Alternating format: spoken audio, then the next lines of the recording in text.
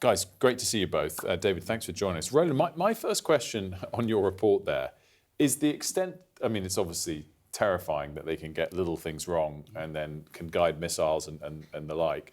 Is it possible, and is it fair to say, though, that when we quickly ask a simple question on our phones of AI, it's not the whole hog, and that the Pentagon will be using much more developed, much more focused, much more tested versions of AI where it does use AI? Wow, so I think this is actually such a kind of fascinating question, because I would say it's the other way around, in that in this area of software, our consumer products have been way ahead of military, often for years, and they are finally catching up to the technology that we use to make our photos look nice, or have Snapchat filters. The economics of AI mean that we are getting the best products in the world. If you're just asking it on your phone using the free version, you might not have the very best one. But if you pay for it, you are getting the absolute best. And yes, they have it embedded in their systems in a much more sophisticated, advanced way. But the core technology is basically the same. Can I ask a bit more widely about the use of AI by countries for their military? Because it feels to me like this is something that I think many people will be pretty alarmed by. We had that huge row, didn't we, where one company effectively kind of pulled out of supplying the US military because they were uncomfortable with what they were being asked to do.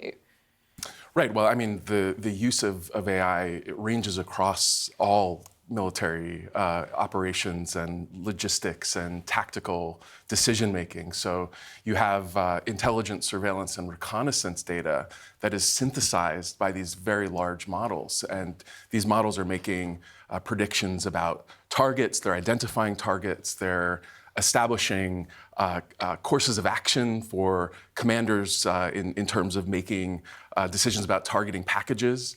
We're using the militaries are using drone technologies now that are AI enhanced. So we have in the Iran conflict now the first use of these very kind of low cost drones that are they have capacity for swarm coordination through AI. So it is a significant and new type of war that's happening. It's extraordinary. And then Anthropic, I think, pulling out because of they're uncomfortable with the demands on surveillance of US citizens and autonomous weapons. That's the word I'm looking for. Yeah, autonomous weapons. And right now we're not seeing kind of the sci-fi vision of killer robots stalking the battlefield, although autonomy is increasing.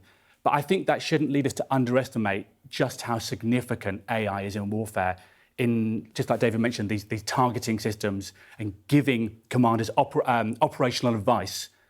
I mean, I don't think it's too far to say that AI is transforming warfare. I think this is going to be incredibly significant. David, I guess in all parts of AI, there's a reality that other countries that we might not particularly be close to or friends with have access to it. And does that, despite the huge potential consequences and repercussions of this, mean we have to embrace it? We have to use it in things as significant as our military, or else we'll just be defeated on the battlefield?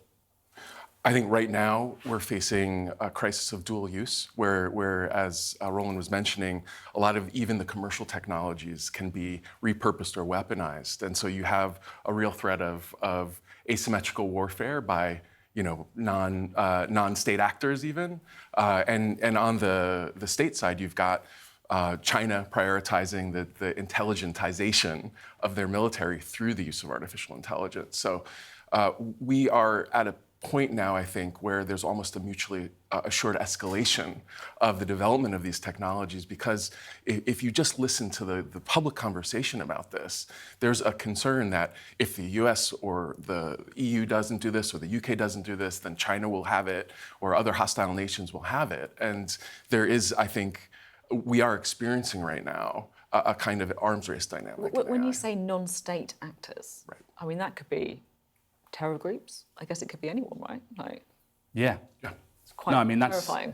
Yeah, that's the worry. Well, I think we talked on the show before about the risk of bioterrorism from non-state actors. I mean, this is an incredibly scary, serious risk. And, measures are being taken to prevent it. But, yeah, yes. Just to cheer you up. Sorry, I'm so sorry, Sophie. I'm not really doing a very good reassuring job on your AI anxiety, am I? No, I'm already worried enough. David, tell us about who's leading on this. I mean, obviously, in general, on most of, if you look at the kind of critical mass of AI, it's the US. Is the European continent as a whole, including us, being totally left behind? Because defence has been an area we're quite good at still, and technology we're quite good at. Yeah, I wouldn't say the UK and the EU are being left behind. I think even starting with the invasion of Ukraine a couple of years ago, there was a reprioritization of defense and this kind of force multiplier of now having to spend more on defense, right? As non-US NATO nations, it means that a lot more energy has been put into this and a lot more resource. And so there will be, I think, asymmetries in the international environment because you have simply a techno-financial power concentration in Silicon Valley and in the US, right? In virtue of their capacity to hyperscale these technologies. That being said, there is a lot more intelligence and energy being put into this, I think, in this area of the world. I mean, I'll just to jump in, I think on the AI side, there is a real risk that we might get left behind. Tom Tugendhat, he had an earlier, he's got this phrase, two empires of AI, that there's China and there's the US. And right now, if you want the best stuff, the choice is between one of those two. That's very uncomfortable for us. Before we wrap this, just a quick final question, Roland. Has it been used to positive effect in the last 6 days? I mean, people talk about the targeting of the Ayatollah. Was that made possible by AI if one believes that was a legitimate strike? We haven't been able to verify this, but an academic who is a long-term scholar and very well connected in this scene told me that was an AI-powered assassination. I think this stuff, we've got to hold two things in our head. This stuff is incredibly powerful. It could actually be better than humans in some ways, but also it's unreliable in these strange ways, and it does break, especially in chaotic, unpredictable situations. And of course, war is the ultimate chaotic situation. We did have an email from a viewer who watched your package earlier, Roland, Monica, who was saying she was wondering about the use of AI in warfare. Does it make us more vulnerable to cyber attacks? I mean, I guess cyber attacks are part of warfare now, right? And AI must make that a lot easier. And Israel launched a huge cyber operation in Iran to shut down the internet and to disable public services. And so there is this other layer. It's a widened attack surface, right? And so there you have the attack surface in the adversarial countries, and you have in our domestic environment. And of course, AI is itself vulnerable to cyber attacks, sometimes in quite strange, simple ways. So using it also increases your own attack surface and your own vulnerabilities. Yeah, I mean, so many complexities in all this. Roland, David, thank you both for joining us. Great conversation.